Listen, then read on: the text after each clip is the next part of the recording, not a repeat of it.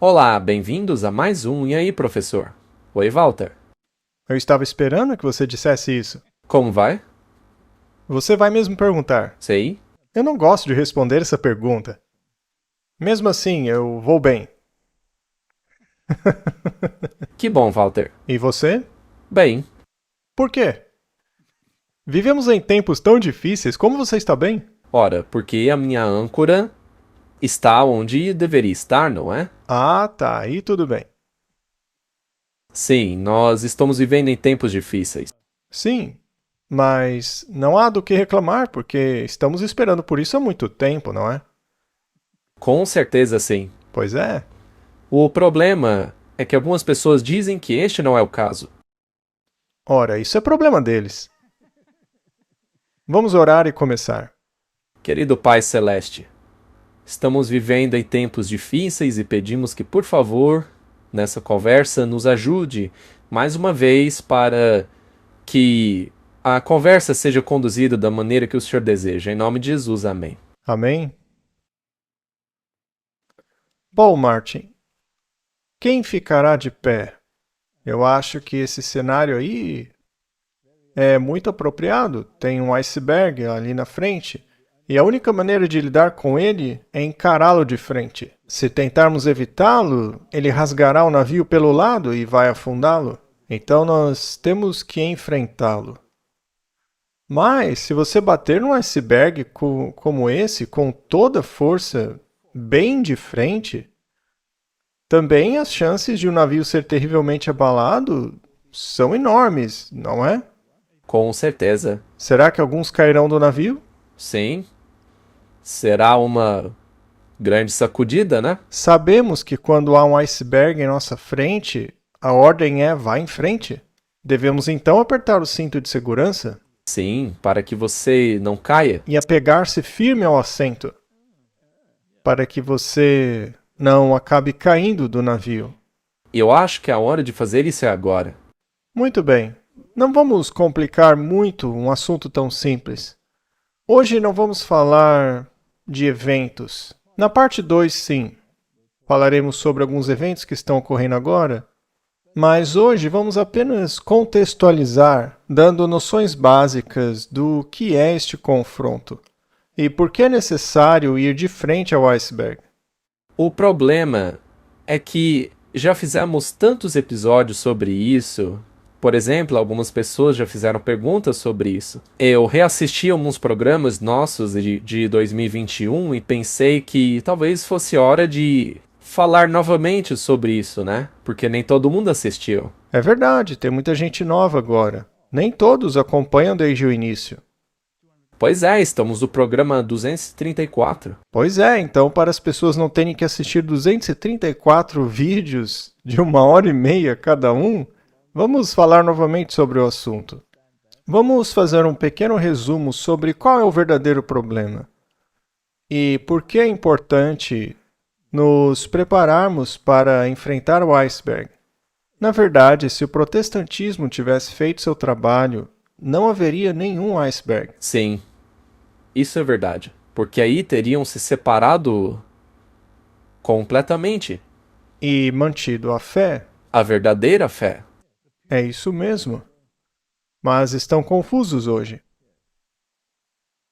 Então, Martin, vamos recapitular novamente. Eu sei que já mostramos isso antes, mas este é o pensamento do catolicismo antes do Concílio Vaticano II. Se formos aos documentos do Vaticano II, um homem que acabou virando Papa mais recentemente, o Ratzinger, o Bento XVI, deixou absolutamente claro que a posição católica do Concílio de Trento não mudou nada. Portanto, a novidade foi a forma como isso foi apresentado no Vaticano II, que fez com que algumas pessoas acreditassem que a Igreja Católica tinha mudado de posicionamento. Mas o próprio Ratzinger deixou claro que este não é o caso.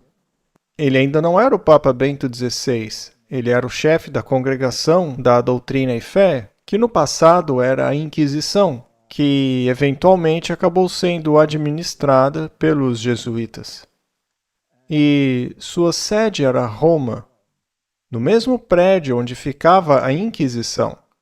E ele disse: as outras igrejas não são nossas irmãs, porque a nossa igreja é a mãe. Então elas só podem ser filhas e têm que retornar para sua mãe. E essa é a base do movimento ecumênico. E juntar-se a esse movimento ecumênico é basicamente um reconhecimento de que você quer deixar de lado as diferenças doutrinárias em prol da paz, harmonia e unidade. É exatamente isso. Assim, a verdadeira doutrina de Jesus está sendo posta de lado? Correto? E o Papa Francisco deixou isso bem claro ao dizer que a doutrina não deveria ser um critério no movimento ecumênico. Temos que nos concentrar apenas nas coisas que ambos concordam, e o restante tem que ser deixado de lado. Lamentavelmente, as coisas em que eles concordavam não eram bíblicas, mas baseadas na tradição, tanto do catolicismo quanto do protestantismo. E as nossas conversas com o Lennox e o Douglas Wilson deixaram absolutamente claro que o protestantismo não iria virar as costas à tradição, mas iria se apegar a ela, apesar de um contra-argumento bíblico muito claro. Sim, sim. Isso ficou muito óbvio. E nós temos visto isso nos discursos que eles têm feito sobre a união entre a igreja e o Estado. O Trump deixou isso bem claro. Eles não vão recuar agora. Vamos assistir novamente a este vídeo. Eu sei que já mostramos antes, mas só para deixar bem claro o que é que o catolicismo conservador acredita. A Igreja Católica, em sua dimensão humana, foi invadida pela heresia protestante. Hoje em dia, como não é surpresa para muitas pessoas, há um grande grupo de católicos que se uniu a essa mentira que é o protestantismo. O protestantismo é uma mentira porque é uma heresia. Já falamos sobre isso a semana toda. E as heresias, assim como os cismas, levam os impenitentes para o inferno. E aqui está o problema. Cada uma dessas crenças vem do catolicismo e ponto final. Eles não inventaram doutrina como tudo pertence a nós, mas nós compartilhamos. Podem levar todas. Quando Martinho Lutero e seu grupo herético estavam saindo da igreja, eles levaram algumas doutrinas com eles. Então, ao longo dos séculos, os seguidores de Lutero adotaram nossas crenças católicas, mas as distorceram, deixando-as quase irreconhecíveis. Na área da teologia, por exemplo, os protestantes não têm a mínima noção da Sagrada Escritura, embora fingem ter. Eles interpretam a Bíblia por si mesmos e preenchem as lacunas à medida que avançam, essencialmente inventando coisas. O que ele cria é um ambiente em que, em vez de ser instruído pela Bíblia, você instrui a Bíblia. Os protestantes impõem suas crenças pessoais aos textos, e eles os distorcem para significar aquilo que mais gostariam. Na verdade, eles não são nada mais do que uma organização sem fins lucrativos que se reúne uma ou duas vezes por ano. E ocasionalmente acerta algo nas escrituras, mas na maioria das vezes faz um naufrágio dos textos sagrados porque nega a autoridade da Igreja Católica que deu a Bíblia ao mundo. A Bíblia é nossa. Você não pode pegar a nossa Bíblia e depois dizer pra gente o que ela quer dizer. Então, tendo negado a autoridade da Igreja para interpretá-la corretamente, mesmo que seja nossa, eles reivindicam um direito que não têm, que é o direito de interpretar as Escrituras. Eles negam a eficácia dos sacramentos, especialmente a presença real de Cristo, o seu corpo, sangue, alma, divindade na Eucaristia. Distorcem as Escrituras Sagradas de forma egoísta, dizendo às congregações o que elas querem ouvir. Não somos essencialmente iguais, o que significa que, em essência, eles negam a Igreja. E quem nega a Igreja, nega o próprio Cristo. Nenhum livro da Bíblia, por exemplo, afirma ser inspirado. Nenhum.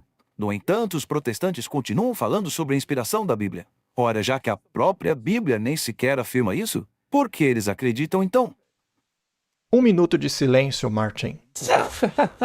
Parece ser apropriado, não é? Pela alma deste pobre homem. Muito bem, esse é o tipo de pensamento que está vivo e bem presente no catolicismo de hoje. E embora a fachada para o exterior seja de reconciliação, em seu interior é exatamente o que acabamos de ver aí. E aqueles que participam dos movimentos no mundo ou pertencem a sociedades secretas ou organizações que têm essa filosofia, sejam eles chamados o Opus Dei, que se torturam diariamente para lembrá-los de sua lealdade ao Papa, e que usurpa Cristo e rouba suas prerrogativas. Um sistema que merece o título muito bem merecido de anticristo. Então você tem os Cavaleiros de Colombo, que estão ocupados com suas agendas políticas para trazer essas doutrinas para a linha de frente. E eles se ligam publicamente aos protestantes, que eu acredito, na minha capacidade pessoal, alguns dos quais são provavelmente agentes jesuítas infiltrados, fingindo serem protestantes, mas não aderindo à palavra de Deus em si, apegando-se somente a emoções. Além disso, temos as declarações arrogantes dizendo que a Igreja Católica deu a Bíblia ao mundo.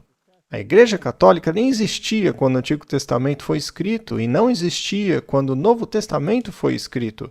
Tudo o que eles fizeram foi perverter os manuscritos orientais com o seu estilo gnóstico, e então acrescentando um monte de bobagens, conhecidas como os apócrifos, que contradizem toda a Bíblia. Mas a própria Bíblia diz ser inspirada. Ela mesma diz isso. Sim, mas ele disse que não, que a Bíblia não afirma isso. A única coisa que eles deram ao mundo foi uma versão corrompida, chamada de Vulgata. E a Vulgata foi declarada infalível.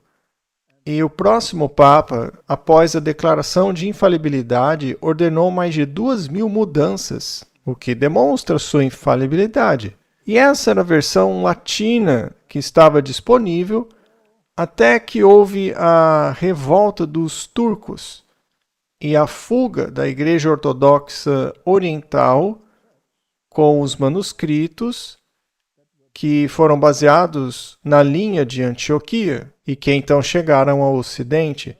Esses manuscritos foram usados para traduzir a Bíblia, que causou muita fúria na Igreja Católica.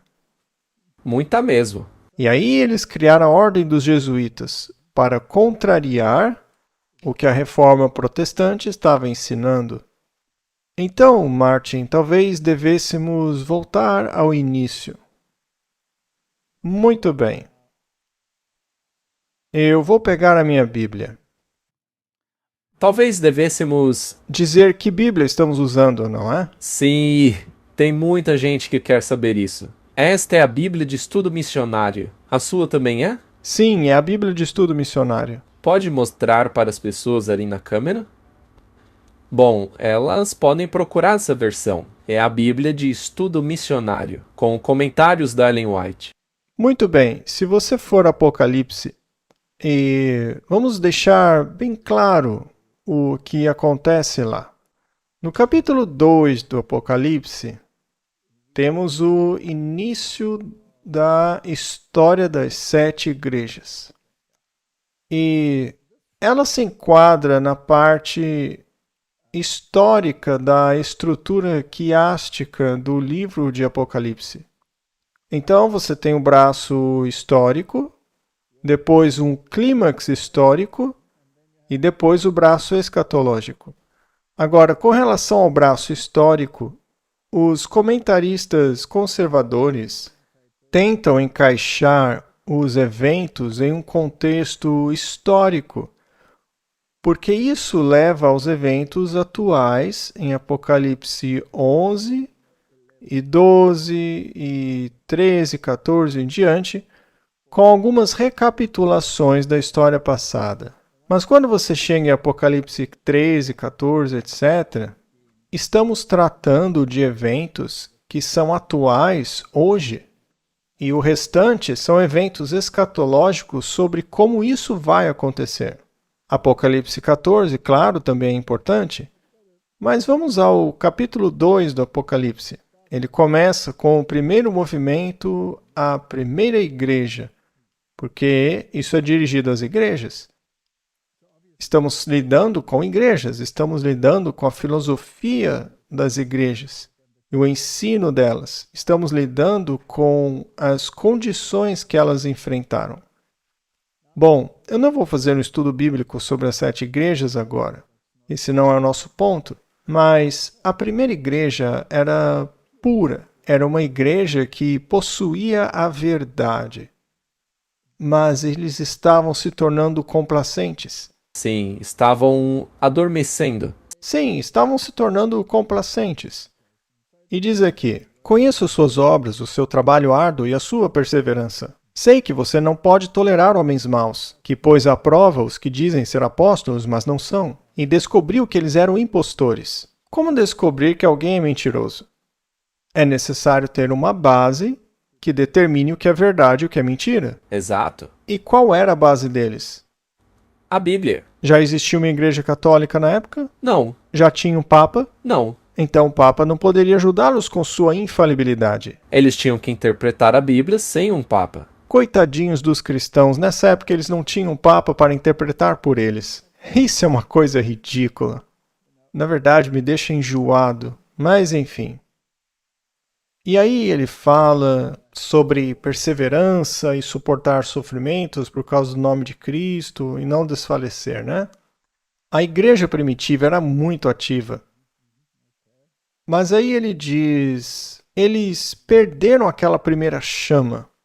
Mas o que recuperou esse primeiro amor? Isso acontece na próxima igreja, que não recebe nenhuma repreensão, Esmirna, cujo significado da palavra é incenso doce, cheiro suave. Estes foram os tempos em que os cristãos foram martirizados por sua fé e houve perseguição sob o Império Romano. E essas pessoas não têm nada além de elogios da parte de Deus.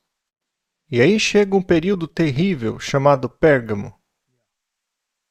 Este é um período no qual houve uma concessão com o paganismo. É neste período que é dito que Satanás teve o seu trono. E isso porque o sacerdócio babilônico tinha a sua sede neste mesmo local, Pérgamo. E há vários elementos neste período de tempo que dão a ele o seu trono. Bom, quando falamos sobre trono, estamos falando sobre autoridade. Se você pular para Apocalipse 13, verá que há outro trono ali. O dragão deu a ele o seu trono, seu poder e grande autoridade. E este trono foi transferido de Pérgamo, que era o sacerdócio babilônico, para o sacerdócio católico romano. Então, o que mudou foram os atores, mas a filosofia permanece a mesma. É a filosofia do anticristo. Esse também é o período em que Roma mudou de pagã para Roma papal? Sim, está incluído aqui. Porque a primeira coisa que aconteceu foi que o sacerdócio do último rei da Babilônia, Átalo, legou o seu título para Roma pagã.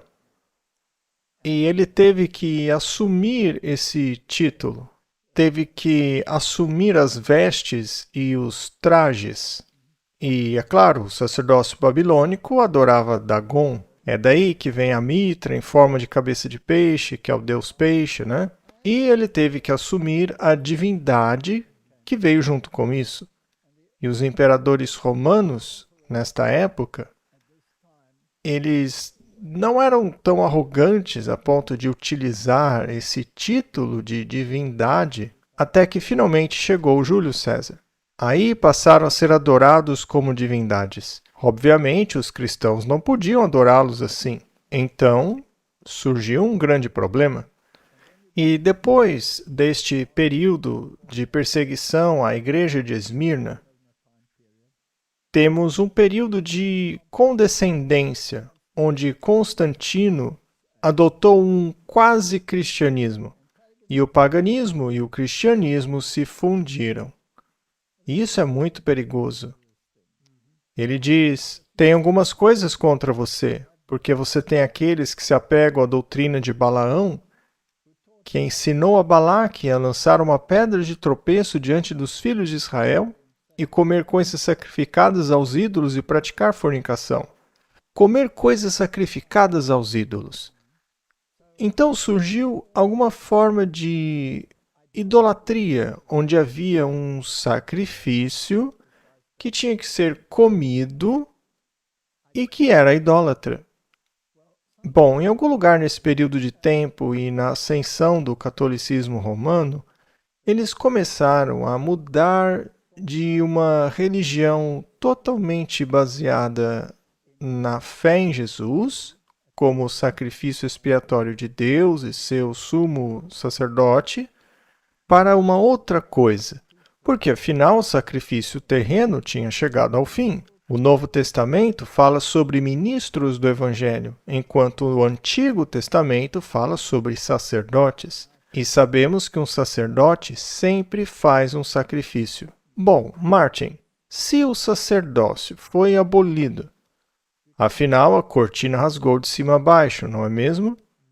Se esse sacerdócio foi transferido para Cristo, que se tornou o nosso sumo sacerdote, que, de acordo com Hebreus, ele ascendeu ao céu e está intercedendo por nós, né? De acordo com Hebreus, hoje temos acesso direto a Deus. Não é assim mesmo? Jesus hoje está no céu, oficiando como sacerdote. Isso. Então, se você seguir o projeto do santuário terrestre, em sua ascensão, Jesus foi para o lugar sagrado para realizar a mediação. E ele seria visto em pé diante do altar de incenso, aplicando as orações dos santos à sua mediação, ao seu caráter, e torná-los aceitáveis a Deus. Então é ele quem está fazendo esta função de sacerdote hoje. Apocalipse deixa isso bem claro, que Jesus está caminhando entre os castiçais e sabemos que estes estão na primeira câmara. Então, o que foi estabelecido quando Cristo veio a este mundo? Como já dissemos aqui outras vezes, sua missão era no pátio externo, porque ele era judeu. E somente o sacerdócio levítico foi autorizado a oficiar no Santo e no Santíssimo. Então ele cumpriu o pátio externo. Ele se tornou o Cordeiro de Deus, que foi sacrificado e foi morto fora do templo e dos muros da cidade. E no Gólgota ele pagou o preço pelos nossos pecados. E quando ele ressuscitou, ele disse: não me detenham, não me retenham. Vou para a casa do meu pai. E lá ele foi empossado como sumo sacerdote. Foi como você disse naquele episódio. Eu vou colocar o link aqui embaixo. Sobre a inauguração de todo o santuário. Sim, ele voltou e disse-lhes que todo o poder lhe havia sido dado. E os discípulos tinham acesso direto a ele. Bem, existia Papa nessa época? Não? Mas a Igreja Católica diz que havia. Seu nome era Pedro. Mas ele teve uma existência muito tumultuada, né? Até mesmo Paulo, em algumas ocasiões, teve que repreendê-lo por sua hipocrisia. O argumento católico é de que Pedro é a verdadeira rocha, mas é claro que isso é uma distorção da Bíblia. Porque o que Pedro declarou é: você, Jesus, é o Filho do Deus vivo. Tu és o Cristo. Este é o fundamento de toda a fé cristã. Então, a partir daquele momento, o cristão tinha acesso direto a Deus por meio de Jesus, o mediador. Certo, então quando Pedro disse isso, ele se referiu a Jesus como a rocha. Em Jesus reconheceu isso, dizendo: você é Pedro e eu mesmo sou a rocha. E Jesus deixou isso muito claro. Quando lhe disseram que sua mãe e seus irmãos estavam esperando lá fora. E Jesus disse: aqueles que fazem vontade de meu Pai, estes são minha mãe, meus irmãos e minhas irmãs. Ele também disse aos discípulos: vocês não podem dominar os outros. Não sejam como os gentios. Vocês são irmãos e irmãs, devem ter unidade de pensamento. Não havia um chefe entre eles. Isso é muito claro. Não havia um papa naquela época, ainda que eles insistam em dizer que havia.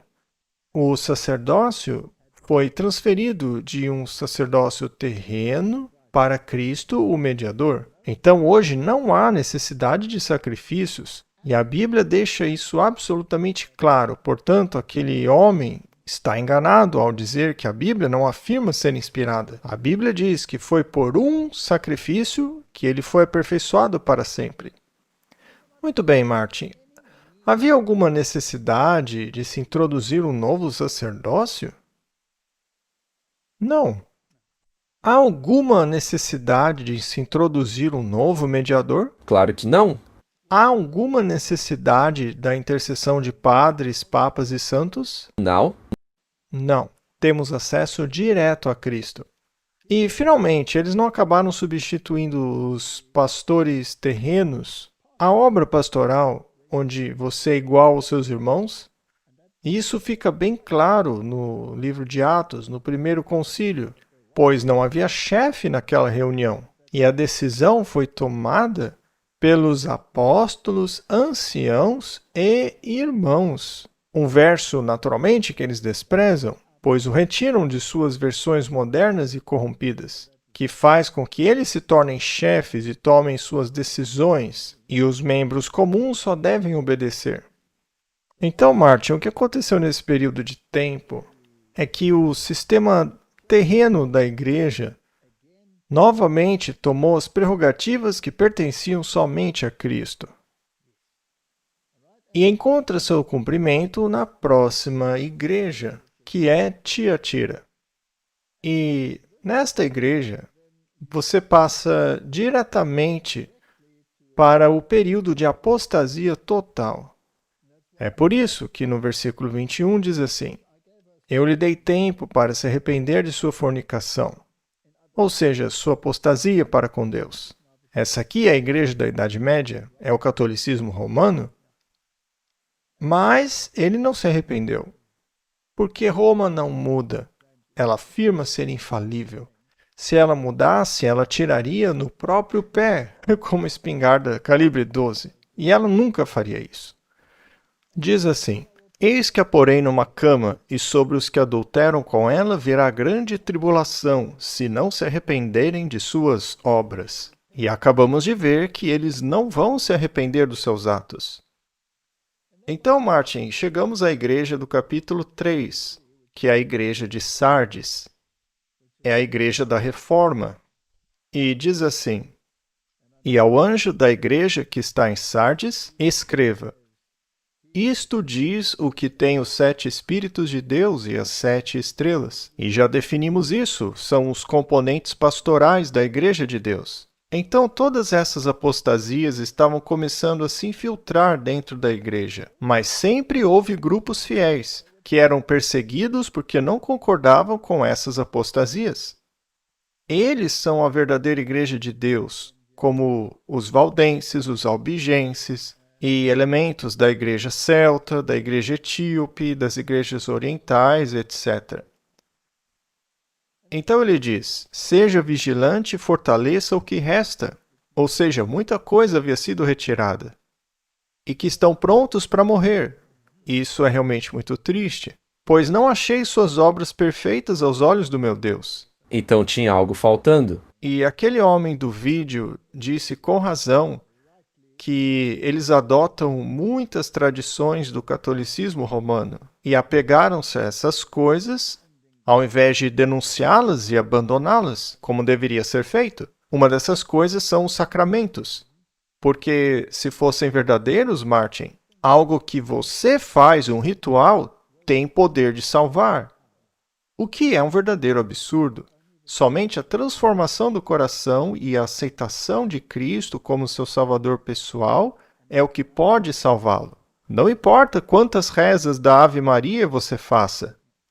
Então há um problema sério aqui. Agora vamos para as retribuições que Deus enviou às igrejas. Eu pularia para Apocalipse capítulo 8.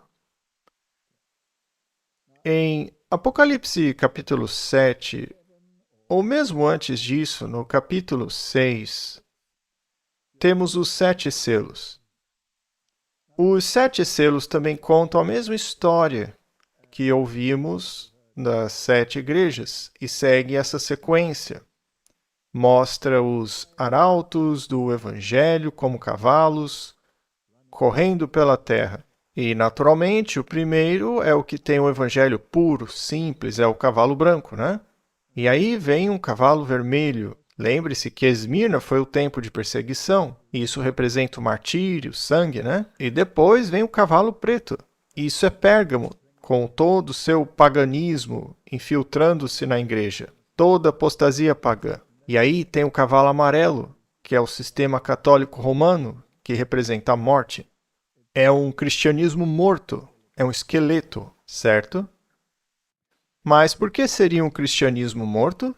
Ora, a resposta é simples, porque Cristo deixou de ser o mediador. É um cristianismo baseado em sistemas terrestres, em rituais, a missa. É o sistema do anticristo. Isso não é idolatria?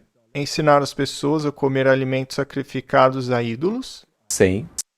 Pois bem, é idolatria. A Bíblia diz que foi apenas por um sacrifício que ele foi aperfeiçoado para sempre. E Roma contraria essa doutrina, já que ela diz que o sacrifício da missa é exatamente o mesmo do sacrifício da cruz. E eles não podem voltar atrás nisso, porque dizem que essa doutrina é infalível.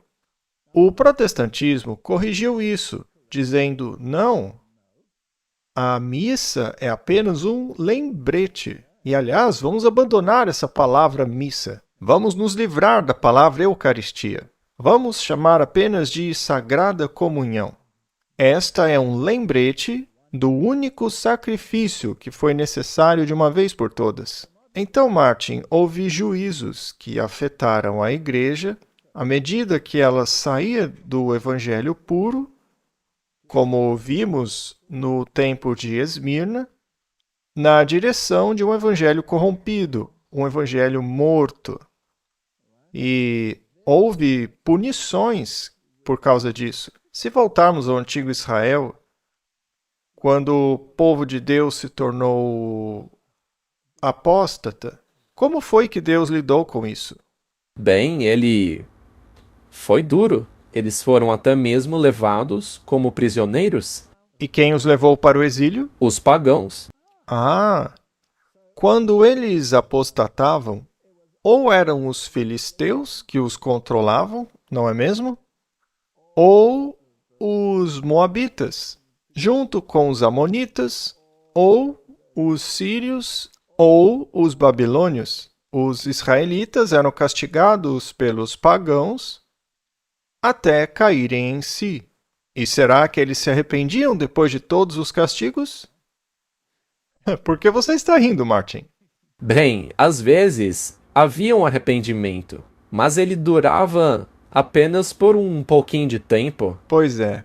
E depois ainda matavam aqueles que haviam levado o povo ao arrependimento. Sim. Muito bem. Mas Deus usou as nações pagãs, certo? O mesmo foi com o cristianismo. Ele trouxe nações pagãs para atacá-lo. O Império Romano tornou-se cristianizado, mas era um cristianismo paganizado, um cristianismo corrompido. Ora, não foi a mesma coisa que aconteceu em Israel? Sim, exatamente o mesmo. Então, de repente, os hunos chegam e infligem um enorme dano a esse cristianismo corrompido da época. As pessoas podem ler isso na história. E aí, finalmente, Deus alivia e os hunos desaparecem da história. Porém, depois chega uma tribo gótica após a outra, batendo em Roma o tempo todo. E essas tribos acabaram sendo cristianizadas também. Mas o Império Romano foi reduzido a um saco de pancadas, com uma invasão após a outra, fossem dos ostrogodos, ou visigodos, ou érulos. O Império Romano foi espancado, certo? Mas, Martin, por que Deus permitiu esses flagelos? Mas, falando sobre as trombetas. Algumas pessoas querem lançar as trombetas para o futuro. Como eu disse, eu acredito que essas trombetas pertencem ao braço histórico das Escrituras. E a questão é que não precisamos passar por todas elas e dizer qual flagelo cada uma foi, porque há opiniões diferentes sobre isso. Na minha opinião, não importa muito se temos uma resposta exata sobre o que foi uma trombeta ou não. Se a trombeta tal foi um determinado líder ou foi outro. Mas a questão é que os nossos pioneiros interpretaram algumas dessas coisas nas trombetas de uma maneira muito específica. Alguns dos últimos pioneiros relacionaram com a Turquia, etc. O Império Otomano, a queda do Império Otomano, né? Eu não vou entrar nesse assunto, porque eu estou interessado na primeira parte. Vamos ao capítulo 8, versículo 2. E vi os 7 anjos que estavam diante de Deus e foram-lhes dadas 7 trombetas. As trombetas sempre foram o anúncio de um grande evento, seja de um evento positivo, como a entrega do livro da lei no Monte Sinai, ou o grande som de trombeta que haverá na segunda vinda de Cristo, mas também eram soadas na guerra. E veio outro anjo e pôs-se junto ao altar, tendo um incensário de ouro. Que altar é esse? O altar de incenso no lugar santo. Muito bem. Agora, quem é o único que media no altar de incenso? Cristo. Muito bem. Cristo é frequentemente associado à palavra anjo. Até mesmo no Antigo Testamento, o anjo do Senhor recebia adoração. Portanto, esse anjo é Deus, provavelmente Cristo, certo? Então veio outro anjo e ficou de pé junto ao altar, e tinha um incensário de ouro. Eu não acredito que um anjo criado poderia assumir essa posição, porque a mediação é feita com base nos méritos de Cristo. E foi-lhe dado muito incenso para o oferecer com as orações de todos os santos sobre o altar de ouro que está diante do trono. Então não resta dúvida sobre qual altar é esse. E foi-lhe dado muito incenso. Esse incenso são as orações dos santos. Como as orações dos santos chegam até ele? Ora, pelos santos orando. O incenso é símbolo das orações que o povo de Deus faz a ele. E a pergunta é, onde entra o Papa nessa história? Em nenhum lugar. Não há lugar para um padre aqui. Somente Cristo é o mediador. Onde cabem aqui Santo Agostinho, São Francisco, Maria, ou seja lá quem for? Em lugar nenhum. Então, as suas orações vão para quem? E Jesus? Para Jesus, até Deus. Muito bem. Então aqui ele tem um incensário e está mediando em nome dos seus santos. Agora, algumas dessas orações serão orações de perdão pelos pecados, porque o Espírito Santo convence-nos do pecado, da justiça e do juízo. Já outras orações pedem por ajuda nas circunstâncias em que cada um se encontra, pedindo força, poder para superar suas tendências malignas. Há uma infinidade de orações, né? E todas elas ascendem a Deus, que tem o seu incensário, certo? E a fumaça do incenso subiu com as orações dos santos, desde a mão do anjo até diante de Deus. Quem é o mediador, então? Jesus? Jesus é o mediador. O único. Não tem papa aqui. Não há nenhum santo católico. Agora ouça isso. E o anjo tomou o incensário e o encheu do fogo do altar. Lembrando que o altar de incenso não tinha fogo. O único altar com fogo era o do holocausto, que ficava do lado de fora do templo. E o que acontecia naquele altar? O cordeiro era sacrificado. Correto? Então o cordeiro estava lá. E quando ele sai para pegar uma brasa daquele altar, a quem ele está se referindo?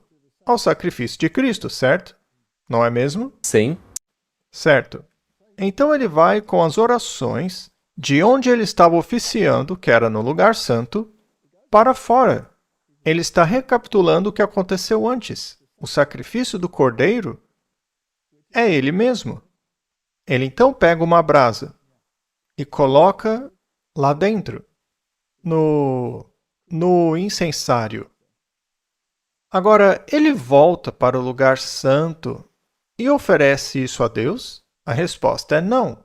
O que ele faz com isso? Veja só. Ele o lança sobre a terra. E então aparecem vozes, trovões, relâmpagos e terremotos. Agora há um acerto de contas aqui. Certo, então, este incensário, cheio de orações, com um lembrete de que ele é o cordeiro sacrificial, não é levado de volta ao altar do incenso e apresentado a Deus por meio da mediação de Cristo. Não, ele o joga no chão. Ele o joga sobre a terra. Martin, quando você tem algo na mão e fica muito irado com alguém, o que geralmente fazemos? Jogamos no chão. Exatamente. E salientando que isso é depois que Jesus mediou as orações dos santos junto ao Pai. Então este é outro momento. Sim, Jesus está mediando hoje, mas ele voltará para este altar e jogará o incensário com as brasas e as orações no chão. O que aconteceu? Por que ele faria isso? Porque, Martin, eles substituíram o Messias. Jesus, substituíram o sumo sacerdote celestial por um sacerdote terreno. Estabeleceram um sacerdócio terreno, roubaram aquilo que pertencia somente a Cristo, apropriando-se para si mesmos. Foi isso que fizeram.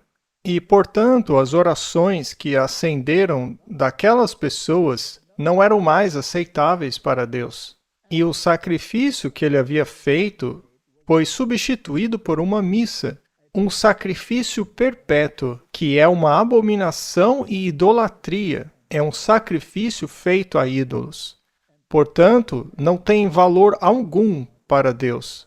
É por isso que ele jogou no chão, porque rejeitaram a mediação de Cristo. E em seguida vêm os castigos que temos aqui. Não precisamos entrar em detalhes, mas a última trombeta, que é quando Cristo voltar, vai limpar toda a terra deles. Então, Martin, essa igreja, a Igreja Católica Romana, tomou o lugar de Cristo, colocou-se no lugar de Jesus.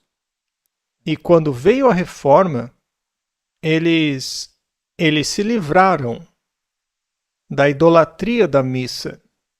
E isso foi algo muito, muito importante.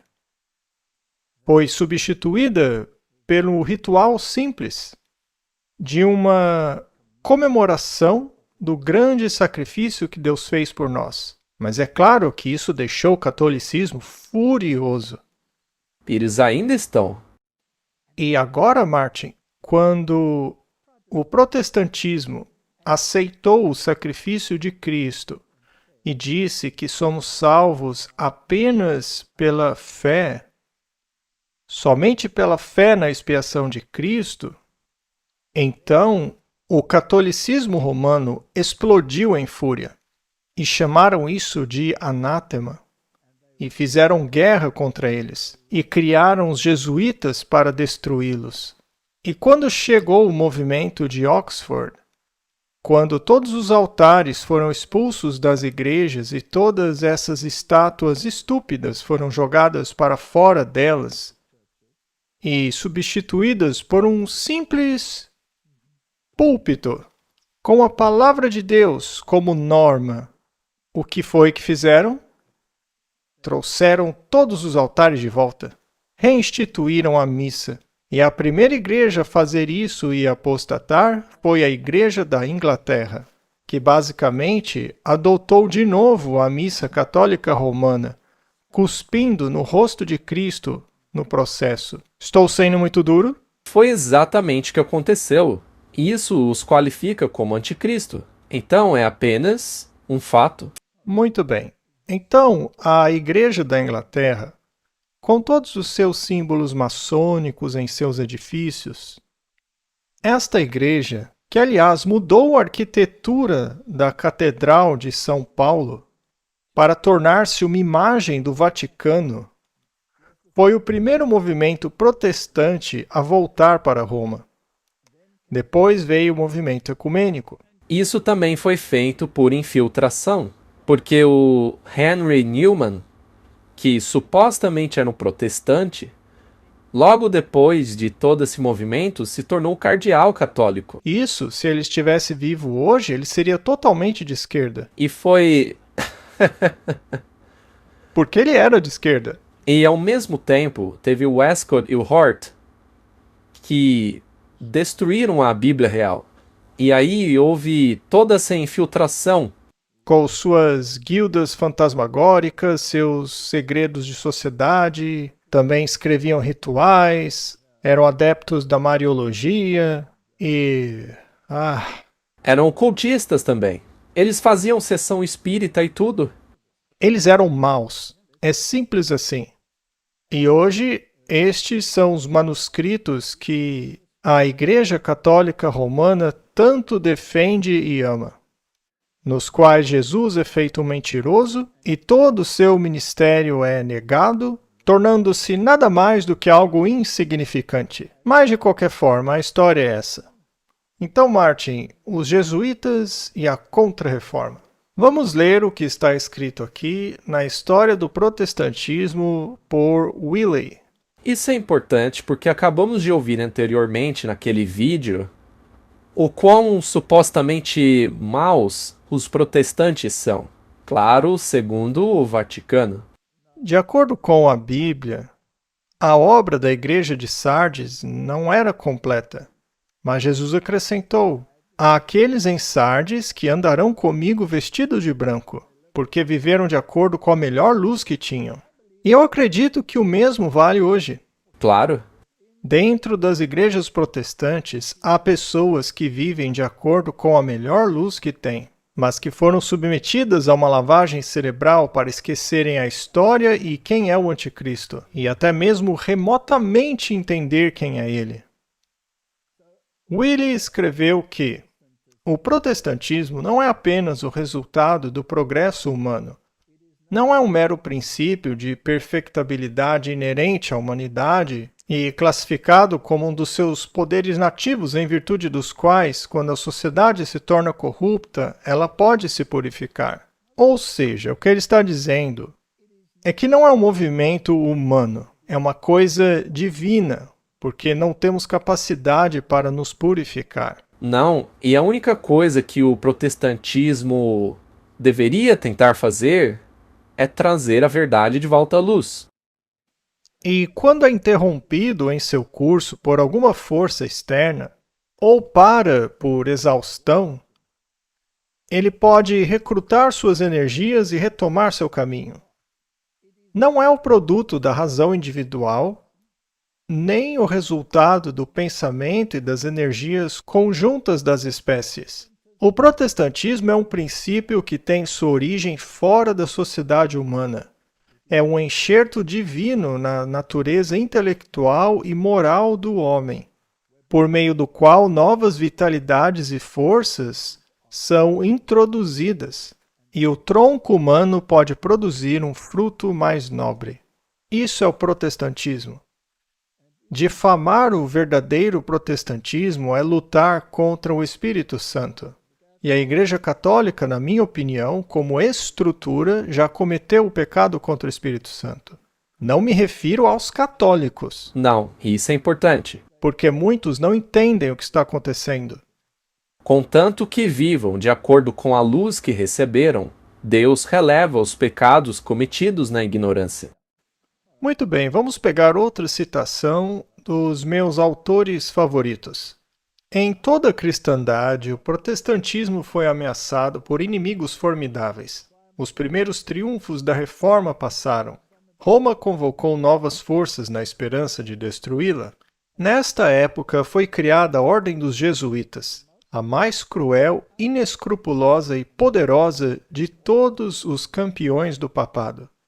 Martin, se você pensar nas perseguições dominicanas e considerar as outras ordens do catolicismo e pensar na Inquisição antes mesmo dos jesuítas, eles já eram implacáveis. Suas câmaras de tortura eram câmaras de horror. Só que os jesuítas conseguem ser ainda piores. Eles conseguiram superar qualquer forma de mal nesta terra. Não havia crime grave demais para eles cometerem, engano vil demais para praticarem, disfarce difícil demais para assumirem. Jurados à pobreza e humildade perpétuas, seu objetivo estudado era garantir riqueza e poder, dedicar-se à derrubada do protestantismo e ao restabelecimento da supremacia papal. O texto continua dizendo que eles vestiam uma capa de santidade, chamando-se a si mesmos de Companhia de Jesus, etc. Mas, sob esse exterior irrepreensível, os propósitos mais criminosos e mortais eram frequentemente ocultados. Era um princípio fundamental da ordem que o fim justifica os meios. Eles podiam mentir, assassinar, torturar, prender quem fosse necessário. Por esse código, a mentira, roubo, perjúrio e assassinato não eram apenas perdoáveis, mas também louváveis, quando serviam aos interesses da Igreja. Sob vários disfarces, os jesuítas abriram caminhos para cargos de Estado, ascendendo a conselheiros de reis e moldando as políticas das nações. Eles estavam na mesma posição que os caldeus estavam nos tempos da Babilônia. Sim, os feiticeiros, né? Exatamente. Os jesuítas tiveram 3 fundadores. Houve o Inácio de Loyola, que era o fundador militar, que tinha visões e experiências que substituíam a palavra de Deus.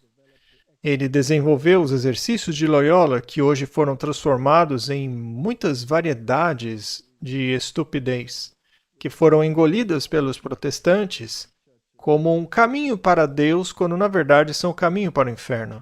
Estou sendo muito duro, Martin. Aí que tá, este é um assunto sério, porque se você acabar caindo nisso, antes que perceba, estará adorando uma divindade que pensa ser Deus. Correto? Mas não é. Depois houve Francisco Xavier, que não viveu muito tempo. Ele vivia nos navios do Vasco da Gama para criar rotas comerciais com a Índia. E os padres jesuítas sempre iam juntos para converter o povo ao seu modo de pensar e se sujeitarem ao papado. E curiosamente, esses lugares já haviam sido evangelizados pelos primeiros cristãos. E quando Francisco Xavier chegou na Índia, encontrou lá os cristãos tomazitas, que guardavam o sábado, e ele ficou horrorizado com isso, porque não se sujeitavam ao Papa, e também guardavam o sábado ao invés do domingo. Então ele instituiu ali uma inquisição para erradicá-los.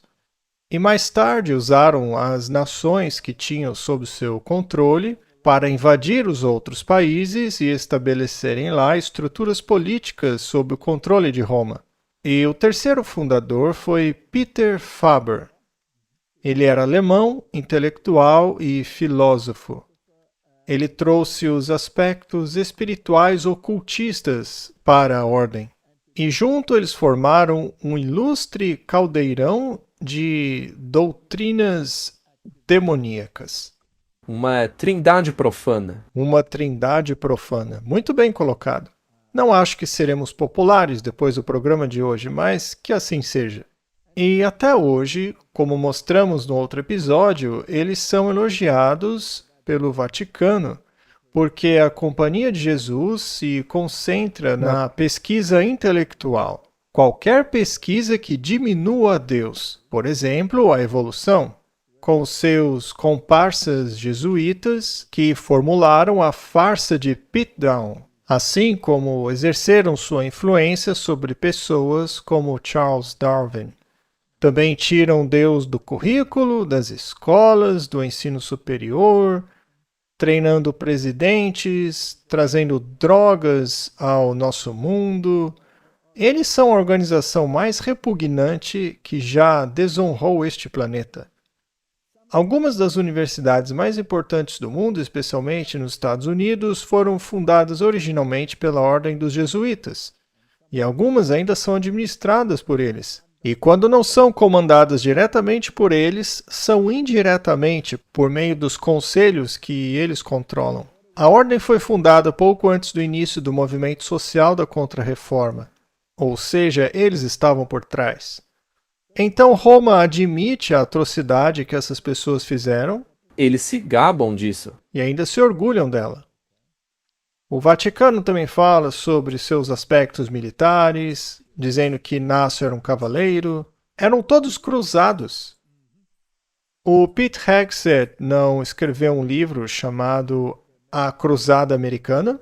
Ele não tem tatuados em seu corpo os emblemas dos cruzados? Então, eles não tiveram sucesso em sua contra-reforma? Infelizmente, sim. Nós já dissemos e provamos que eles se infiltraram até mesmo na palavra de Deus. Sim.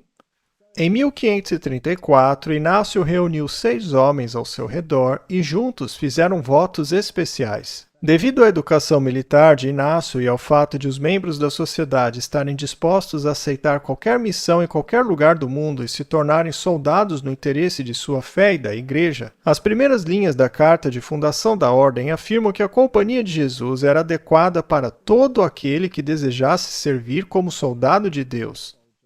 Correção, soldado do Papa. Eles estão mentindo. Eles não servem Deus, servem ao diabo. Naquele vídeo, o homem disse que tudo se trata de negar a autoridade da igreja. Correto? Inácio foi seu primeiro líder. O título que ele adotou é o de General Superior, que foi mantido até hoje.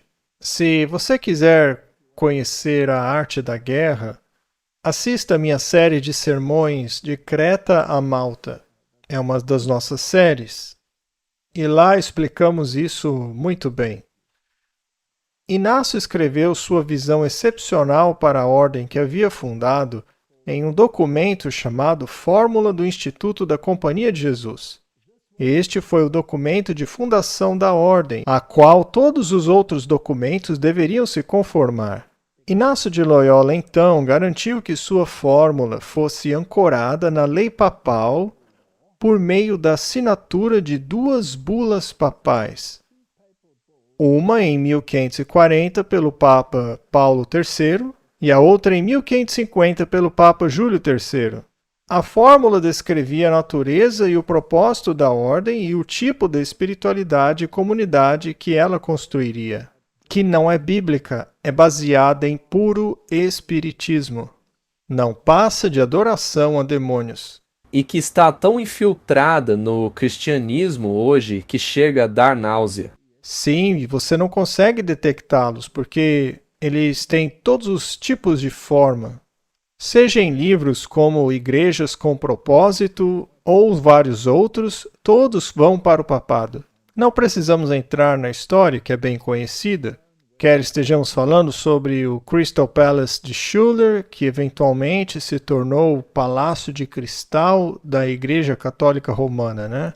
Basicamente, o que aconteceu é que essa igreja apenas voltou para o seu dono original. Os jesuítas afirmavam que a reforma da igreja deveria começar com a conversão do coração do indivíduo para os exercícios espirituais, que por sua vez conduzem à aceitação do Papa como seu guia espiritual. Os jesuítas acreditam que o retiro inaciano, ou seja, os exercícios espirituais, é uma das maneiras de promover essa conversão. O retiro dura 4 semanas. É um período de silêncio durante o qual se pratica uma série de meditações dirigidas sobre a vida de Jesus. Nela você não fala, apenas medita. Mas não medita na palavra de Deus, mas sim é uma experiência literal com o mundo espiritual. Com os seus sentidos? Sim, e os protestantes e algumas pessoas mal orientadas, talvez mesmo em nossa própria igreja, participam dessas bobagens. Cuidado. Então, na Igreja Católica, hoje, os jesuítas são uma das maiores ordens religiosas de padres e irmãos. O general atual é Adolfo Nicolas. Isso já está desatualizado na página do Vaticano. Eles deveriam atualizar. Seja lá quem for o próximo, eles já sabem quem será. E seja lá quem for, um dia terá que enfrentar a ira do Cordeiro. Apocalipse 17. E veio um dos 7 anjos que tinham as 7 taças e falou comigo, dizendo-me: Venha, eu lhe mostrarei o julgamento da grande prostituta que está assentada sobre muitas águas. Não havia um protestante no século passado que não soubesse a quem isso se referia. Era o papado. Ele é a grande prostituta que se senta sobre as nações, com quem os reis da terra cometeram fornicação. E vemos isso até hoje, né? E os moradores da terra se embriagaram com o vinho da sua fornicação, ou seja, das suas falsas doutrinas. Infelizmente, estamos vendo isso em toda parte, nos discursos, e é por isso que mostramos alguns deles aqui, né? Por exemplo, recentemente, veja o memorial de Charlie Kirk. Sim, é inacreditável. Impressionante. Apocalipse 13. E me pus de pé sobre a areia do mar e vi subir do mar uma besta que tinha 7 cabeças e 10 chifres, e sobre os seus chifres 10 coroas, e sobre as suas cabeças nomes de blasfêmia. Este é o período em que Roma foi dividida nas nações europeias, e a Igreja Católica Romana reivindicou a supremacia e colocou as coroas nos chifres, sendo Roma o chifre pequeno. Ela ainda faz isso hoje. E sobre sua cabeça havia nomes de blasfêmia. Então esse poder é um poder blasfemo que afirma ser infalível, alegando ser o caminho para a salvação, por meio dos seus sistemas sacramentais, que não tem mérito algum, porque somente um coração transformado tem mérito. No livro Grande Conflito, lemos o seguinte: um estudo devoto da Bíblia mostraria aos protestantes o verdadeiro caráter do papado e os levaria a abominá-lo e evitá-lo. E também a não estarem com ele em concílios ecumênicos. Perfeito. Muito menos tornarem-se vice-presidentes de conselhos ecumênicos, curvando-se diante de altares e fingindo abençoar as pessoas por meio dessa cultura pagã. Mas muitos são tão sábios à sua própria presunção que não sentem necessidade de buscar a Deus com humildade para que sejam conduzidos à verdade. Embora se orgulhassem de sua iluminação, são ignorantes tanto das Escrituras quanto do poder de Deus. Martin, não podemos nos alinhar a um sistema que exclui Cristo da mediação. Não, nem mesmo para supostamente fazer o bem. Não. E não importa quão pomposas sejam suas cerimônias, e quantas roupas cerimoniais você use, quantos penduricalhos colocamos na cabeça, quantos blocos de Lego anexamos ao corpo e faixas, isso não vai impressionar ninguém, especialmente Cristo. A Bíblia diz que Deus não faz acepção de pessoas. Então, Martin, o iceberg que temos que enfrentar é uma falsa teologia. É por isso que o Evangelho Eterno teve que ser pregado novamente, porque todo um falso sistema de religião, baseado em distorções bíblicas, tentou anular a lei de Deus, querendo fazer do Papa a autoridade na vida das pessoas, para que assim a ferida acabe sarando. E o protestantismo vai dar a ele esse poder. Sim, e a ordem dos jesuítas se filtrou em todos os aspectos da vida justamente para que isso acontecesse. Correto? Agora a questão, que já discutimos há muito tempo, aliás, é a questão da autoridade de Deus e sua intercessão por nós. Agora, o único mandamento que aponta claramente para a autoridade de Deus é o mandamento do sábado. E que descreve quem é esse Deus. Isso. Esse mandamento nos diz quem é Deus e por que ele tem jurisdição sobre nossa vida. Porque ele nos criou. Em 6 dias ele criou os céus, a terra e depois nos ordenou que guardássemos o sábado e nos proibiu de trabalhar no 7º dia. E lá no livro de Deuteronômio, você lerá os mesmos 10 mandamentos, porque Deus é o nosso Redentor. Ele nos salvou da escravidão, simbolicamente no Egito, mas a verdadeira salvação veio da idolatria do pecado. Ele foi o Criador e o Recriador. Correto? Então, vemos em Ezequiel 20, versículo 12. Veja. Aliás, lembre-se de que Ezequiel foi um profeta do exílio. Ele próprio era exilado. Sim, na Babilônia. Sim.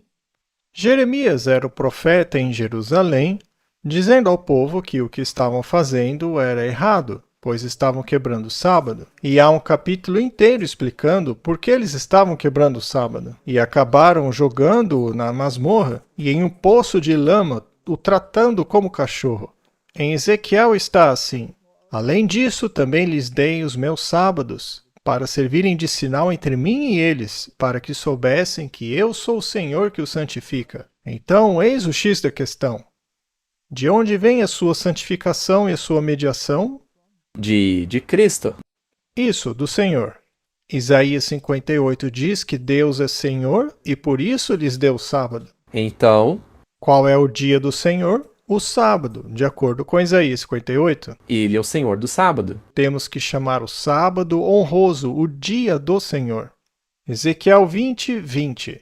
Santificai os meus sábados, e servirão de sinal entre mim e vós, para que saibais que eu sou o Senhor vosso Deus. Então a Igreja Católica Romana tentará convencê-lo de que a aliança agora é uma nova aliança e que, portanto, o dia foi alterado Pela autoridade deles. pela autoridade deles. Que monte de bobagem, se é que me permitem usar esse termo. Mas se fosse isso mesmo, Martin, Deus então muda. Sim, Deus teria mudado, porque ali na época de Ezequiel ele pensava de forma diferente.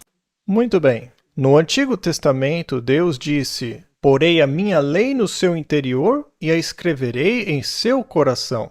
Ora, será que ele escreveria uma lei diferente em nosso coração? É o que as pessoas dizem, né? Mas claro que não. Como você sabe que ele não escreveu uma lei diferente em nós? Porque em Mateus capítulo 5 ele diz que nenhum jota ou tio desapareceria da lei. Jesus também condenou quem desobedecesse até mesmo o menor dos mandamentos. De onde então eles tiram essa bobagem de que a lei da nova aliança é diferente da antiga? É para tentar transferir a autoridade para eles e retirá-la de Deus. E para eles você nem precisa mudar de caráter. Basta guardar o sacramento, ou se você é judeu, ir para Jerusalém. Que bobagem é essa? Êxodo capítulo 31, verso 17, nos diz que o sábado é um sinal entre mim e os filhos de Israel para sempre. Pois em 6 dias fez o Senhor o céu e a terra, e no 7º descansou e sentiu-se revigorado. E a palavra sinal, se você procurar na concordância, diz que é uma marca distintiva do seu poder, certo? Então, Martin, quando enfrentamos esse iceberg, o iceberg não é só o sábado. Não?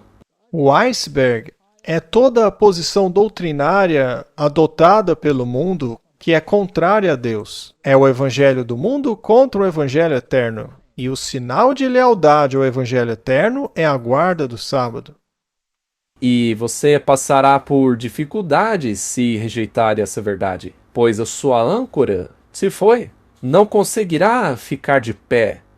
Será que vamos conseguir ficar de pé? Bom, para isso temos que ter o evangelho eterno. É por isso que o primeiro anjo diz que o evangelho eterno deve ser pregado novamente. E ele se apoia em 2 pernas, que é a salvação em Cristo e a obediência aos seus mandamentos. Pois se você o ama, guardará seus mandamentos. Do contrário, é um mentiroso. E são pernas iguais. Sim, Uma não é mais forte que a outra. a justiça e a misericórdia se beijaram. O propiciatório, que é a sua proteção contra a condenação da lei, era tão alto em altura quanto a grade do altar de holocaustos. Ou seja, você não pode fazer com que a justiça de Deus seja menor que a sua misericórdia. E vice-versa. E vice-versa. As 2 coisas são um pacote. É pegar ou largar.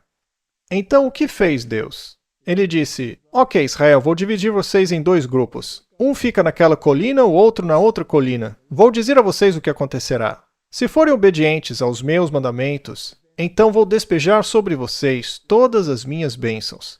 Mas se não forem obedientes aos meus mandamentos, todas essas maldições virão sobre vocês. Acabamos de ler sobre as trombetas e maldições que vieram sobre eles, e Deus lhes deu tempo. 1260 anos para arrependerem-se. Mas se arrependeram? Não. Não se arrependeram. E hoje, se arrependeram? Não. Não. Pelo contrário, Babilônia caiu. Caiu. Agora, Roma já caiu há muito tempo, quando substituiu Jesus por um sacerdócio terreno. Já está caída há milênios, certo? Agora, quem caiu pela segunda vez? Protestantismo.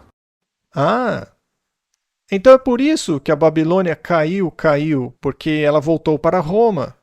Alguns protestantes, ao virem a missa, acharam ela super legal e também quiseram participar da Eucaristia.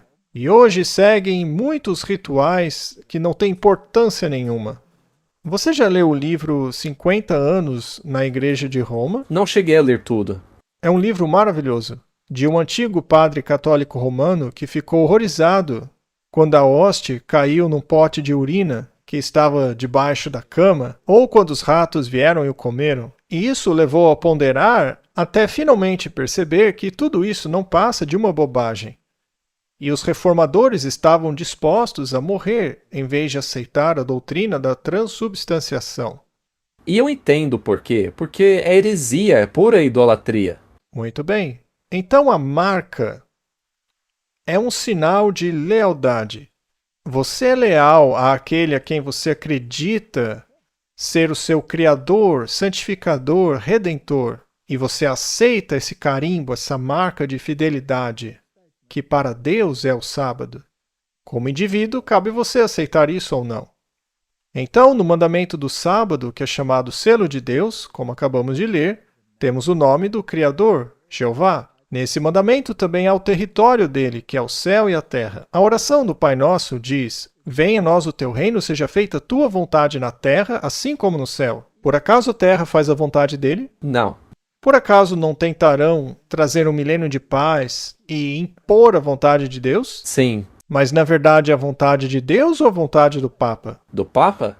Martin, o mundo está tão enganado. Êxodo 13, 9.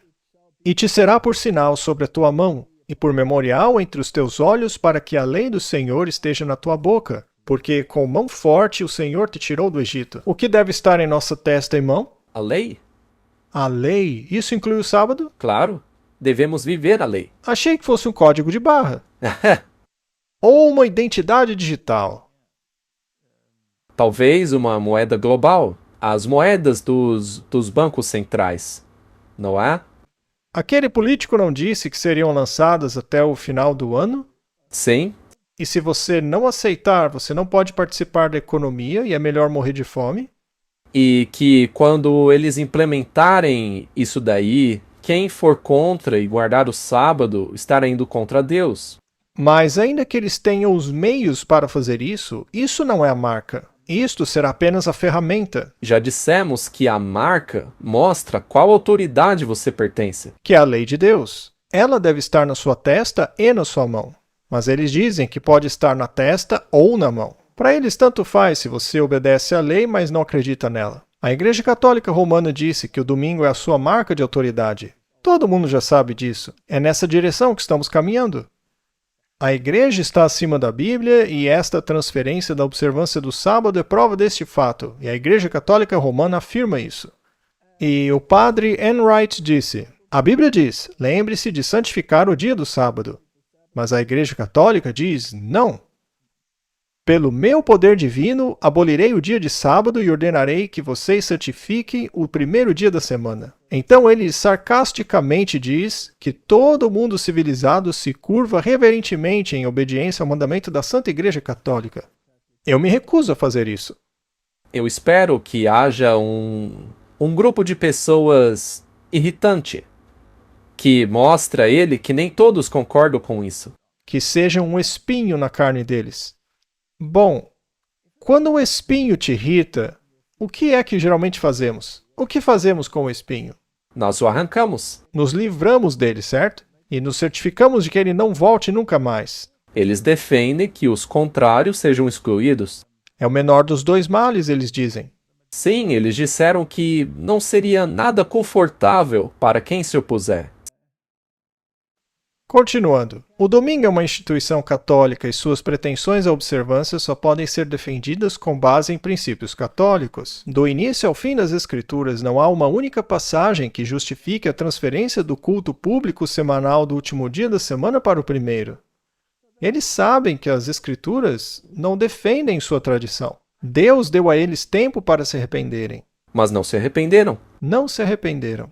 Então os colocarei em uma cama de sofrimento. Eles pensam que eles vão colocar o povo de Deus em um leito de sofrimento. Mas quando o navio do Evangelho atingir o iceberg, sim, é verdade que o navio vai tremer, mas quem vai afundar não é o navio. Será pior para o iceberg do que para aqueles dentro do navio, pois o navio é o povo de Deus. Correto? Se os protestantes seguissem a Bíblia, deveriam adorar a Deus no dia de sábado. Ao guardar o domingo, estão seguindo uma lei da Igreja Católica. Um católico disse isso. O pior é que hoje eles chamam domingo de o dia de sábado. Sim, mas estão mentindo. Pois é, você se lembra daquele vídeo circulando agora sobre o Papa dizendo guarde o santo dia do sábado?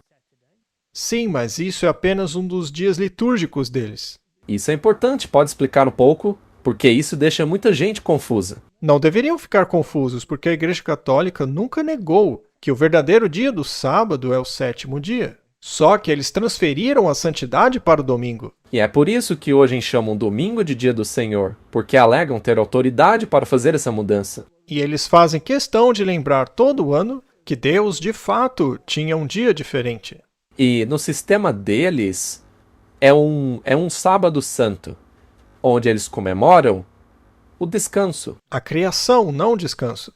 Então, o que eles realmente estão fazendo é uma blasfêmia. Porque no fim eles dizem, sim, nós sabemos qual é o dia certo. Aqui está, veja, vou te falar sobre isso, não se preocupe. Ninguém para de trabalhar, porque estamos apenas lembrando que mudamos tudo. Agora vamos forçar você a parar de trabalhar os domingos. É como se fosse um sorriso irônico. Sim, é uma desgraça. O protestantismo, ao descartar a autoridade da Igreja Católica Romana, não tem boas razões para sua teoria dominical e deveria, logicamente, guardar o sábado como sábado. Interessante, esta é uma publicação católica. E eles dizem abertamente, a maioria dos cristãos presume que o domingo é o dia de culto aprovado pela Bíblia.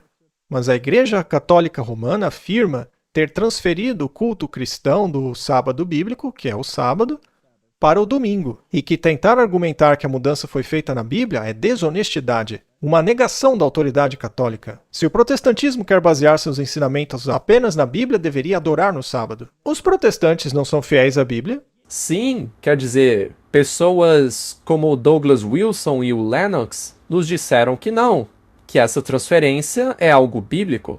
E para defenderem essa ideia, apresentam textos completamente distorcidos. Se o protestantismo quer basear seus ensinamentos apenas na Bíblia, deveriam adorar no sábado. O catecismo do convertido diz, qual é o dia do Shabat? O Shabat é no dia de sábado. Por que observamos o domingo ao invés do sábado? Porque a Igreja Católica transferiu a solenidade do sábado para o domingo. E então, em sua Laudato Si, o Papa Francisco disse, o domingo, assim como o sábado judaico, o que é um absurdo total, porque o sábado já existia muito antes de haver um judeu. O sábado foi estabelecido para a humanidade. Sim, é para ser um dia que cura o nosso relacionamento com Deus, conosco e uns com os outros e com o mundo. A lei do descanso semanal proibia o trabalho no sétimo dia. E aí ele entra em detalhes do porquê disso, né? Aí ele diz que devemos guardar o domingo. Será que eles estão bêbados do próprio vinho? Sim, do vinho da Babilônia. Acho que ela produz e bebe do próprio vinho. Bem, o último Papa colocou um cubo de gelo para poder usá-lo em sua bebida, né? Você acha que vai caber porque era um bloco bem grande de gelo. Ele vai precisar de um cálice enorme. Mas enfim. Recuperando o sábado. Este é Brett McCollin. Já mostramos isso antes aqui. Essas letras desprezíveis foram escritas por um jesuíta, da Ordem dos Jesuítas. E ele nos diz francamente que este artigo defende que o modelo de cooperativismo religioso estatal permitiria que a legislação civil protegesse o sábado. Claro, não sábado bíblico. O sábado deles, o domingo. Ele quer a união entre a igreja e o Estado? Claro que sim. Ele então fala da Declaração de Direitos e continua. No entanto, o regime cooperativista, como o da Alemanha, reconhece o bem comum universal presente na legislação religiosa. Ou seja, a separação da Igreja e o Estado não encaixa na ideologia dele. Felizmente, as outras nações da Europa não são restritas por esses chamados documentos republicanos. A tradição judaico-cristã pode ser a fonte da defesa das leis de fechamento dominical. Veja que ele está falando do domingo. No entanto, o descanso semanal da economia serve a todos os cidadãos. Bem comum. Como todos os jesuítas, ele é totalmente apóstata, antibíblico e pró-papado, pertencendo ao anticristo.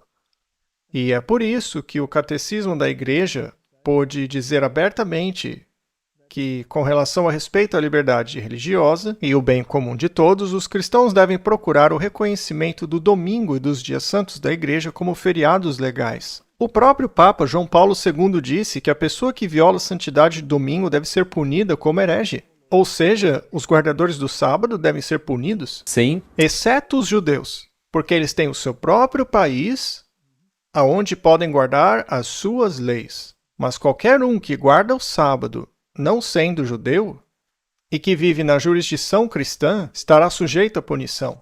Isso é muito bem planejado, não é mesmo? Isso tem sido planejado há décadas. Ou melhor, por séculos. Eles criaram um país onde podem ir adorar e guardar o sábado e saírem ilesos disso. Também receberam muito apoio do Trump, abrindo caminho para um plano de paz. A coisa está ficando interessante. Sim, é verdade, está mesmo. Eusébio, em sua História Eclesiástica, escreveu a respeito do Israel espiritual, que teria fugido para Pela, e ele os chama de semente espiritual de Abraão, porque a Bíblia disse que se você está em Cristo, então você é a semente espiritual de Abraão, e herdeiros segundo a promessa. Então, essa declaração do Israel espiritual faz com que o mundo inteiro tenha que aderir ao que eles chamam de sábado judaico, o que não é verdade. Veja que interessante esta citação. Ele diz que encontraram refúgio e poderiam servir ao seu mestre e guardar o seu sábado. Esta citação, na verdade, vem do livro Do Sábado para o Domingo, de Bacchiocchi, que recebeu a aprovação do jesuíta responsável pela Universidade Jesuíta em Roma, que é a principal universidade dos jesuítas no mundo. Ele foi o único protestante a quem foi permitido fazer uma tese desta natureza, porque, biblicamente, ele mostrou claramente que o sábado foi alterado e Roma não tem problema nenhum com isso. Na verdade, eles se orgulham. Sim, como mostra claramente as citações de outros católicos, a mudança do sábado para o domingo é algo que os orgulha. Mas uma coisa lamentável nos últimos capítulos é que ele se refere ao domingo como o dia do Senhor sem nenhuma prova bíblica. E é por isso que a Igreja Católica Romana provavelmente deu o seu selo de aprovação, porque se isso não estivesse lá, jamais teriam dado. Esse tema é um pouco problemático, mas seja como for, os jesuítas aprovaram tudo o que está escrito nesse livro. Mas se tivéssemos escrito as mesmas coisas, eles também aprovariam, porque como vimos, não é problema para eles. A única diferença é que não teríamos dito que o domingo é o dia do Senhor. O que os protestantes realmente disseram sobre as Escrituras? Os presbiterianos, em seus documentos, afirmam que essa mudança do último dia da semana para o primeiro dia não está registrada em lugar algum na Bíblia. Não há nenhuma ordem autorizando essa alteração. Os metodistas dizem o mesmo. Veja a questão do domingo, não há passagem alguma dizendo aos cristãos para guardarem esse dia. Então a minha pergunta é, Martin, por que os protestantes modernos continuam citando textos quando os metodistas dizem que não há texto? Porque querem tirar do contexto. Então não há texto na Bíblia que transfira o sábado para o primeiro dia da semana. Os anglicanos dizem o mesmo. Muitas pessoas pensam que o domingo é o sábado, mas nem o Novo Testamento, nem a igreja primitiva sugerem que temos qualquer direito de transferir essa observância. Interessante, não? O Shabat é o sábado e não o domingo. Esse é o documento anglicano. Os batistas. E a propósito, isso está no Manual da Igreja Batista. Diz assim: havia e há um mandamento para manter santo o sábado, mas esse dia não era o domingo. Não há nenhuma evidência bíblica de que essa mudança tenha sido feita. Não, nenhuma. Então, é o que diz os textos deles. Sim, isso está claro. Hoje, porém, os protestantes modernos fazem todo tipo de distorção para encaixarem-se no ensino jesuíta, como, por exemplo, o mau uso desses 8 versículos. Mateus 28:1. E no final do sábado, quando começava a amanhecer o primeiro dia da semana, vieram Maria Madalena e a outra Maria para ver o sepulcro. Ora, isso muda o dia de adoração? Esse texto não ordena nada. Muito bem. E por que não foram no sábado, no dia após a crucificação? Porque estavam guardando o sábado. Estavam guardando os mandamentos da lei. Pois é, Martin. Este texto está apenas fazendo um relato. E, aliás, eu não acho que isso está aí por acaso. Eu acho que foi providencial. E quando o sábado passou, segundo Marcos, ele diz que Maria Madalena, Maria mãe de Tiago e Salomé foram levar especiarias para que pudessem ungí-lo. Para eles era um dia normal de trabalho. Sim, um domingo. Só que não fizeram essas coisas no sábado. A Bíblia deixa isso claro. Não há mudança alguma de dia. Na verdade, esses textos reforçam O sábado, com certeza. Marcos também diz que bem cedo, na manhã do primeiro dia da semana, foram elas ao sepulcro ao nascer do sol. De novo, é uma declaração histórica. Lucas diz que no primeiro dia da semana, muito cedo, foram elas ao sepulcro, levando os aromas que tinham preparado e algumas outras com elas. Outra declaração histórica. E agora fica interessante, João 20, verso 1. E no primeiro dia da semana, Maria Madalena foi ao sepulcro de madrugada, sendo ainda escuro, e viu que a pedra tinha sido removida do sepulcro. O interessante é que ela foi enquanto ainda estava escuro, porque o sábado vai do pôr do sol ao pôr do sol. Então, quando o sol se pôs após o sábado, eles já poderiam ir imediatamente. Mas, como era muito escuro ainda, não conseguiriam ver nada. Sim, estava muito escuro. Não havia iluminação pública naquela época. E também não tinha uma tocha, apenas uma lâmpada. Mas elas foram quando ainda estava escuro, para que pudessem imediatamente começar a fazer o que queriam fazer quando ainda estava claro. Obviamente, não pensaram na grande pedra que estava ali. Só queriam chegar ao corpo de Jesus. Vamos analisar alguns versículos. Então, naquele mesmo dia, à tarde, porque Jesus tinha dito, não me detenham, ainda não fui para o meu Pai. Então, isso já elimina a história do ladrão no paraíso, na sexta-feira, quando Cristo morreu. O ladrão disse, lembra-te de mim quando vieres no teu reino. E Jesus disse, em verdade te digo hoje, que você estará comigo no paraíso. E não, em verdade te digo, que estarás hoje comigo no paraíso. O encontro de Jesus com Maria joga por terra esse argumento, pois fica claro que Jesus ainda não tinha ido para o Pai. Ou seja, quando morremos não vamos diretamente para o céu. No mesmo dia à noite.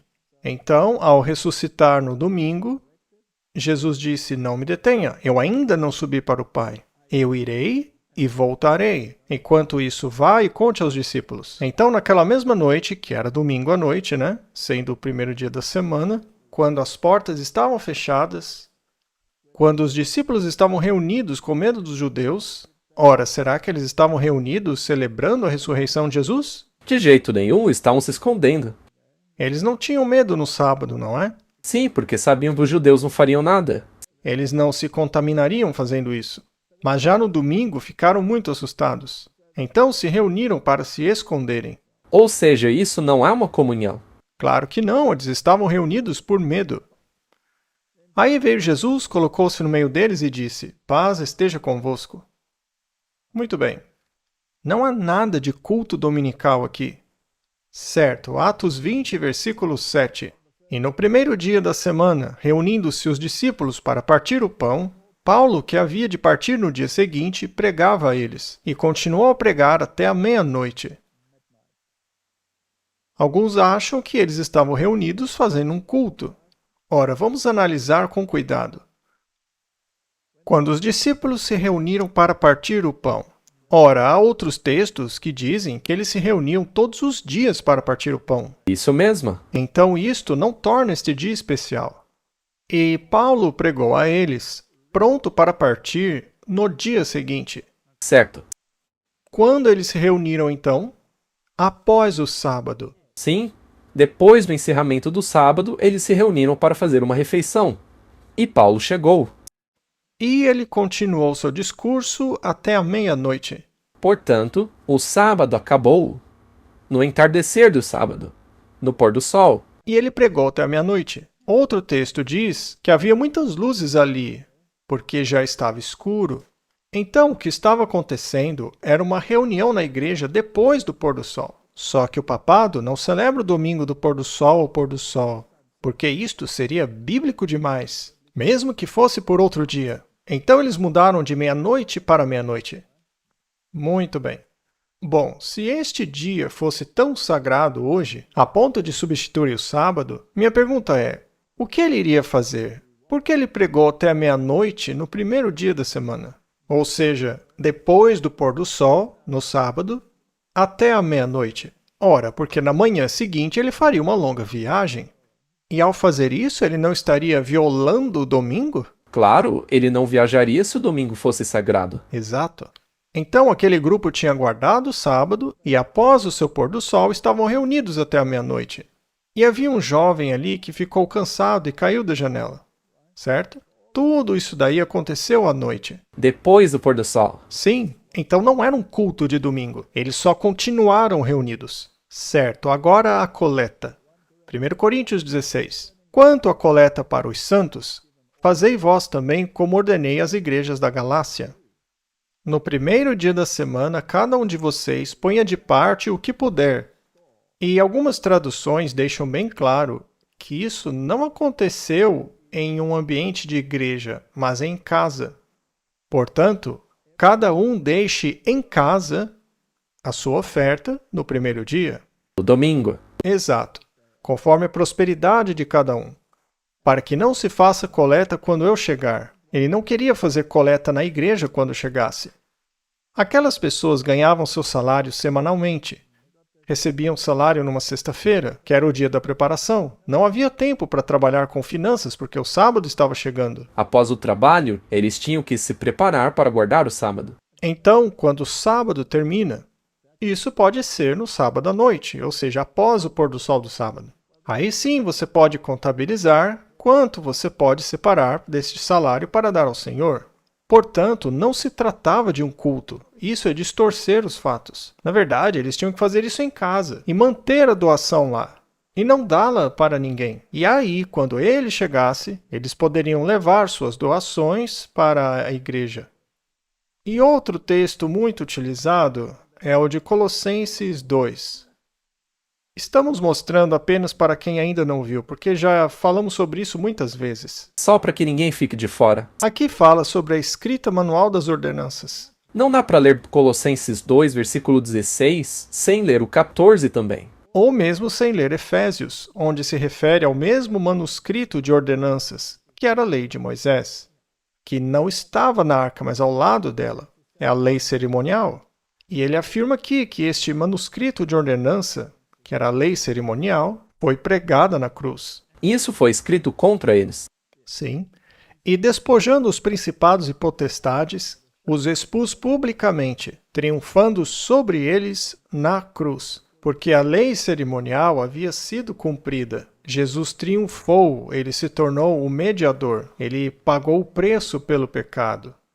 Portanto, ninguém vos julgue pelo comer, pelo beber, por causa de dias santos, ou por causa de lua nova ou dos dias de sábado. Aqui está no plural, hein? Agora, algumas traduções influenciadas pela Igreja Católica Romana Moderna colocam o sábado com letra maiúscula ali, e não no plural, como está no original, nos sábados. Estes dias de sábado tinham a ver com comer e beber. Eram sábados das leis cerimoniais que não tinham nada a ver com o sétimo dia, que este, por sua vez, não tem nada a ver com comer e beber. Então, a que esses dias se referiam? Era uma sombra do que estava por vir. E era sombra do quê? De Cristo, do corpo de Cristo. Então eram coisas que apontavam para Cristo. Que ninguém vos engane, pois, em humildade voluntária e culto a anjos, intrometendo-se em coisas que não viu, ensoberbecendo-se em vão pela sua mente carnal. Assim, a lei cerimonial referente ao sacrifício de Cristo e seu sábado cerimonial não são mais obrigatórios. E não tem nada a ver com o sétimo dia. Exato. Quando o Apocalipse nos adverte, na mensagem do terceiro anjo, que devemos evitar a besta e sua imagem e a marca da besta na testa, a besta e a imagem é o mesmo tipo de sistema que governou a Idade Média. É a união entre a Igreja e o Estado. E hoje temos a América Protestante dizendo que a Igreja e o Estado devem se unir. E devemos introduzir uma legislação moral que deverá incluir, como disseram os próprios Lennox e o pastor Douglas Wilson, o sábado, ou seja, o domingo para eles. Portanto, temos que evitar essa imagem. Agora, a imagem é algo que se parece com o original. E o protestantismo é muito parecido com o original, porque, basicamente, ao se juntar a Roma, deixou de lado a mediação de Cristo e aceitou a mediação espúria. Sim, ou seja, são parecidos com o original, sendo que o original é o catolicismo romano. Isso mesmo. Então não devemos aceitar a marca. E eles disseram que a sua marca de autoridade é o culto dominical. Então não posso aceitar uma lei dominical porque ela se baseia na autoridade do Papa. Eu tenho que aceitar o sábado, que é baseado na autoridade de Deus. Não posso aceitar a mediação de um Papa ou de uma igreja ou de um caminhar num labirinto ou exercícios de Inácio de Loyola, falando com demônios, fingindo que são anjos ou Maria, coisas assim. Minha mediação vem unicamente de Cristo e somente dele. Então essa imagem da besta, esse conglomerado de falsos ensinamentos misturados com o poder do Estado, precisa ser evitado. Eu tenho que evitar a marca da besta, que segundo a própria besta, É o domingo. mas quem aceitar a marca beberá do vinho da ira de Deus, que será derramado sem mistura, ou seja, sem misericórdia. Este é o teste final, esse é o iceberg, que teremos que enfrentar. Em Apocalipse 18, somos informados que o sistema, essa imagem da besta, se tornou uma casa de demônios, porque eles não estão pregando o evangelho original de Jesus Cristo. O problema é que eles parecem ser uma autoridade cristã. Eles se dizem... Invocar o nome de Jesus não faz de você um cristão. O catolicismo invoca o nome de Jesus, mas nega sua expiação, certo? Já o protestantismo acredita que ao invocar o Espírito Santo, que supostamente conduz você ao arrependimento e à fé em Jesus Cristo, lhe dará, como eles dizem, obturações dentárias de ouro, muito dinheiro aqui na terra, para governar sobre os outros. Isso não apenas é ridículo, mas é semelhante ao que Roma pregava na Idade Média. Isso mesmo. O que acontece se substituirmos o evangelho simples por isto? Neste caso, você se torna presa fácil de todo espírito imundo e esconderijo de toda ave imunda e odiável, ou seja, do falso Espírito Santo. Na verdade, é um espírito imundo que está desviando as pessoas do caminho e levando-as a aceitarem uma obediência espúria, ao invés da obediência bíblica.